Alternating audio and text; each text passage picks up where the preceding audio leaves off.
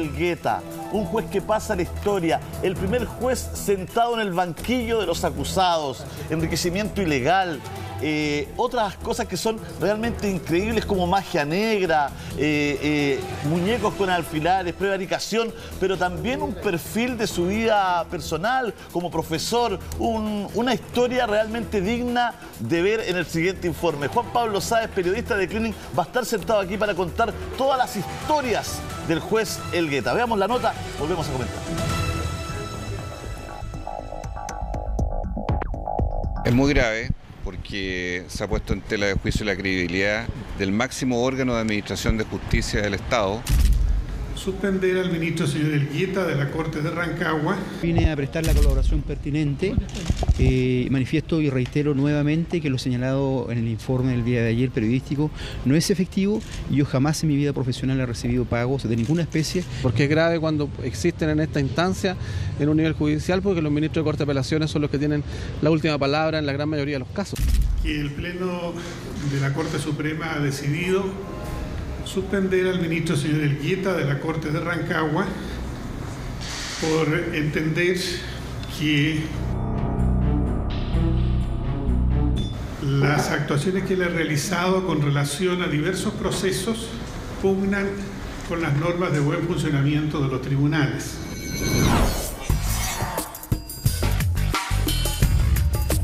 Soborno, tráfico de influencias, drogas y magia negra es parte de la larga lista que ha derivado de la investigación que pesa sobre los jueces de la Corte de Apelaciones de Rancagua, entre ellos Emilio Elgueta. Pero ¿quién es este magistrado que habría recibido depósitos de 30 millones de pesos que coinciden con fallos y contactos con abogados? Nosotros ya hemos logrado el estándar de convicción para pedir la formalización de don Emilio Elgueta por los delitos de prevaricación y enriquecimiento ilícito. Respecto de otros investigados, aún estamos recopilando antecedentes y básicamente lo que se le comunicó el día de hoy que se indagaba su intervención en algunos de los fallos que para nosotros son motivo de sospecha y que son objeto de análisis. ¿Por qué se le acusa de mover los hilos hacia el lado oscuro y no para impartir justicia?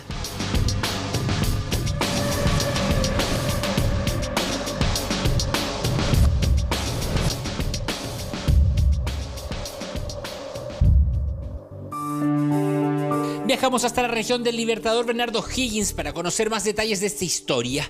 Es en esta casa en la que vive Emilio Elgueta Torres, el hoy suspendido ministro de la Corte de Apelaciones de Rancagua, todo en el marco de una investigación por corrupción en el seno del Poder Judicial que incluye a otros dos ministros, Marcelo Vázquez y Marcelo Albornoz. El ministro Emilio Elgueta Torres nació el 19 de septiembre de 1956. Realizó sus estudios secundarios en el Liceo Manuel Barros Borgoño y universitarios en la Facultad de Derecho de la Universidad de Chile en 1979, para llegar en 2012 a ser nombrado presidente de la Corte de Apelaciones de Rancagua. Desde allí estaba a un paso de la Corte Suprema, una persona muy influyente hasta ahora. O sea, a ver, es grave, en definitiva, cuando existen estos indicios. Ya esa gravedad han respondido las instituciones, tanto en la investigación penal como administrativa, digamos. Por eso es grave, porque es grave cuando existen en esta instancia, en un nivel judicial, porque los ministros de Corte de Apelaciones son los que tienen la última palabra en la gran mayoría de los casos. Son muy pocos los casos que suben luego a la Corte Suprema. Por un poco más de 30 millones de pesos son los depósitos en efectivo que hizo en sus 5 cuentas corrientes el ministro de la Corte de Apelaciones de Rancagua, Emilio Elgueta, monto que está siendo investigado por la Fiscalía Regional de O'Higgins por delitos cometidos entre 2016 y 2019 en al menos 6 casos en los que habría favorecido a abogados y conocidos en sus fallos. Uno de los delitos indagados es la prevaricación, o sea, la torcida administración de justicia, y eso es lo que tenemos que evaluar si concurre o no en los fallos que estamos analizando, básicamente pronunciados en la primera sala por el ministro Emilio Elgueta, por el ministro Marcelo Vázquez y por diversos abogados integrantes que integraron esa sala en su momento. Se lo indaga además por supuestos contactos con algunos de los imputados. Yo no voy a hablar de las medidas intrusivas de esta investigación, lo que sí puedo hacer presente que la difusión de información, básicamente interceptaciones telefónicas que se ha conocido por los medios, dice relación con una investigación que se inició el 2016 y se terminó el 2017, refería al tráfico de psicotrópicos por parte de un sujeto, el doctor Luis Arena, quien ya fue condenado. la Fiscalía tiene los tráficos telefónicos del magistrado que coinciden con llamados de abogados y vistas de causas en los cuales el magistrado les otorgó su voto, como es el caso de su amigo y médico de cabecera Luis Arenas Contreras, que lideraba en Rancagua una red de tráfico de fentermina, un tipo de anfetamina recetada para bajar de peso y sujeta al control de la ley de drogas. Según una investigación de CIPER, el doctor fue condenado el 4 de abril de 2018 en juicio abreviado como autor del delito de tráfico de psicotrópicos. De ahí que Arenas presentara un recurso ante la Corte de Rancagua el 8 de enero de 2016. Al día siguiente, el facultativo contactó al ministro Emilio Elgueta vía WhatsApp y le habría dicho lo siguiente: estoy en la ceremonia de cuarto. ¿Cómo salió el recurso, hermanito? No se vio hoy. Ok, te llamo más tarde o nos vemos donde Marcelito Albornoz. El recurso del doctor Arenas se resolvió 3 días después de esa conversación con 2 votos a favor.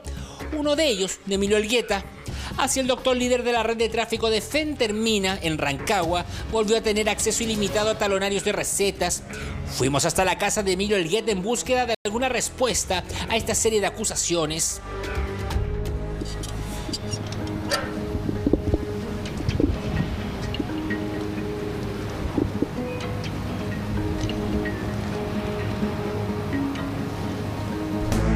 Simplemente nadie abrió. Poco movimiento se ve en este pasaje de Rancagua y más aún, los vecinos solo dicen que desde que llegó a vivir acá no comparte con ellos y prácticamente no se ve.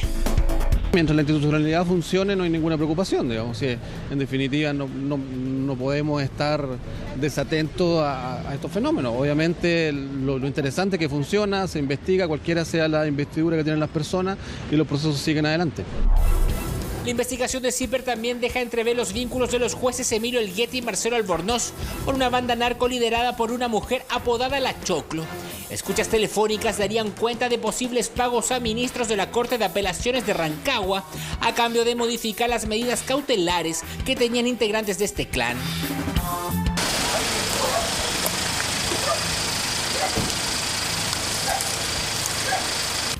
En el domicilio, ¿mantienes droga?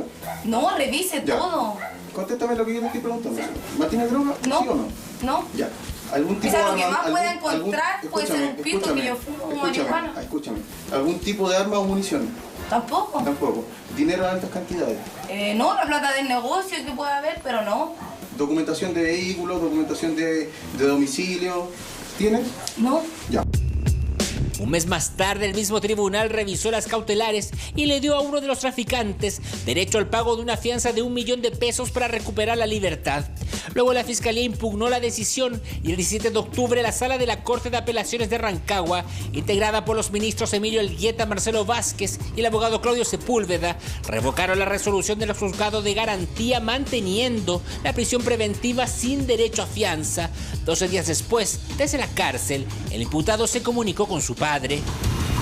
Lo otro es que estaba pidiéndome plata y yo le dije que sí, porque yo le pasaba plata, ¿cachai? Ya. Yo le dije, ¿te paso? Sí. Y me dijo, no, tranquilo, pásame plata. Y me dijo, te voy a cobrar por el lencho, 3 lucas. El miércoles voy a juicio, pero eso no más, po, no sabe más. No, po, creo que el miércoles vais, pero vaya a rebotar. Voy a rebotar. No te hagas ilusiones. Sí sé que voy a rebotar. Vaya a rebotar y después te van a pedirte otra. Y te vaya a venirte. Si hubo que pagarle unas monedas a unos hueones de los de arriba. Ahora porque la va a ir por la corte, po. Sí, po, vaya, como una luca. Pidió un resto más el hueón, una luca. Dijo que había dicho la Jocelyn. Ahí tranquilo nomás, po, a esperar nomás la... Sí, a esperar nomás. Después de esto, el 7 de noviembre de 2018, los ministros Elgueta y Marcelo Vázquez y el abogado integrante Claudio Sepúlveda, los mismos, casi a solo días, habían dejado al imputado por tráfico de drogas en prisión preventiva y sin derecho a pago de fianza, modificaron la medida cautelar dejándolo en libertad. Los fallos que pronuncia una sala de una corte de apelaciones se pronuncian por un tribunal colegiado, compuesto por 3 miembros. Nosotros tenemos que analizar los fallos que pueden ser dudosos y analizar quiénes estuvieron conformando la sala en dicho momento. Y eso es lo que vamos a indagar respecto de cada uno de los casos que no merezca duda. También hay jueces de primera instancia bajo sospecha de haber solicitado favores de distinta índole. Uno de los casos por los cuales será formalizado el ministro Elgueta es por 2 cheques que depositó en sus cuentas corrientes un abogado de San Fernando y ahora juez de policía local de Marichihue, Rodrigo Guerrero Román. Uno de los documentos es por 1,5 millones de pesos y otro por 500.000 pesos. Guerrero tenía causas en la Corte de Apelaciones de Rancagua, que fueron vistas por los ministros Elgueta y Marcelo Vázquez. Los cheques fueron depositados en 2 días seguidos y coinciden con la fecha en la que se vieron sus causas. Existen además tráficos de llamadas entre el magistrado y el ahora juez de policía local. Fue Marcelo Vázquez quien dijo ser completamente inocente de las cosas que se le acusan. Vine a prestar la colaboración pertinente. Manifiesto y reitero nuevamente que lo señalado en el informe del día de ayer periodístico no es efectivo y yo jamás en mi vida profesional he recibido pagos de ninguna especie en relación a las resoluciones judiciales que he dictaminado. No tengo ninguna sanción. Es una medida... Suspensión, perdón. No es una sanción, es una medida cautelar. Es grave, en definitiva, cuando existen estos indicios. Ya a esa gravedad han respondido las instituciones, tanto en la investigación penal como administrativa. Es grave porque se ha puesto en tela de juicio la credibilidad del máximo órgano de administración de justicia del Estado. En la región de O'Higgins, yo quiero recordar que desde el caso Coima, hace más de una década atrás, no vivíamos algo tan dramático como lo que hoy día estamos sufriendo. Y esto impacta muy negativamente por 2 razones. Primero, porque quienes administran la justicia aparecen arrastrados a hechos de corrupción, de falta de probidad, con formalizaciones de por medio, lo cual es doloroso y enloda al Poder Judicial. Con las acusaciones al ministro Elgueta, el Colegio de Abogados de Rancagua, mediante un comunicado de prensa, indicó: esperamos que las investigaciones que se están realizando y en las cuales no tenemos injerencia permitan aclarar las graves denuncias para despejar cualquier duda de probidad y ética sobre nuestra jurisdicción y foro regional. Sin embargo, como personas de derecho, respetamos el principio constitucional de presunción de inocencia de los involucrados, por lo que no podemos anticipar responsabilidades. Nosotros lo que hemos formulado hace meses ya es la recusación de a lo menos 2 jueces.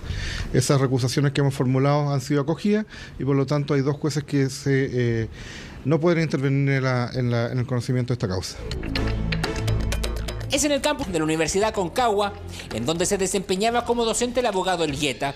Desde que llegó en 2010 como ministro de la Corte de Apelaciones de Rancagua, ha sido profesor aquí, donde hace clases de Derecho Procesal. La carrera se dicta solo en las noches. Elgueta daba clases a alumnos de 3er y 5º año. Tanto autoridades como alumnos de la universidad prefieren mantener silencio de la serie de acusaciones que hay en contra del jurista. Lo cierto es que los datos que revela Declinic.cl resultan realmente impactantes. Es en esta publicación en la que se comienzan a conocer testimonios que revelan parte de la presunta personalidad al interior de la Universidad de Emilio Elgueta. Era un secreto a voces que el voto de Elgueta costaba plata y dependiendo de la materia que se tratara, cuánto cobraba. Él funcionaba a través de emisarios, lo digo con conocimiento de causa.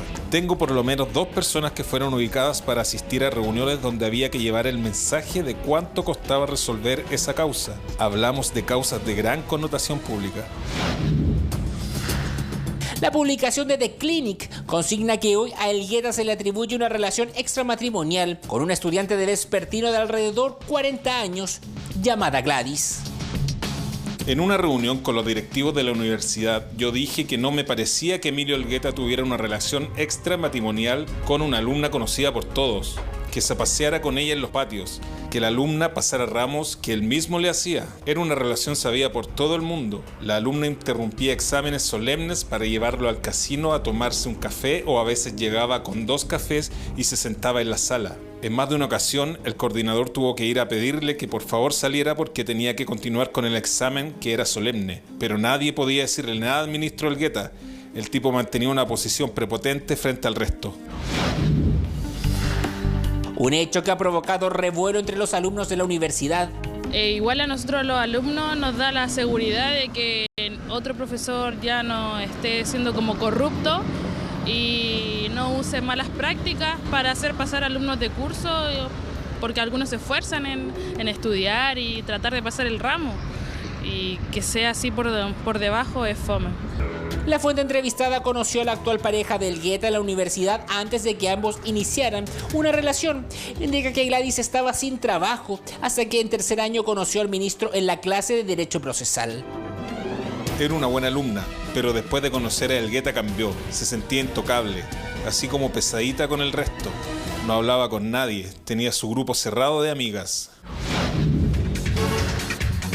Estas últimas se habrían beneficiado de la protección que Elgueta les proporcionaba a través de Gladys.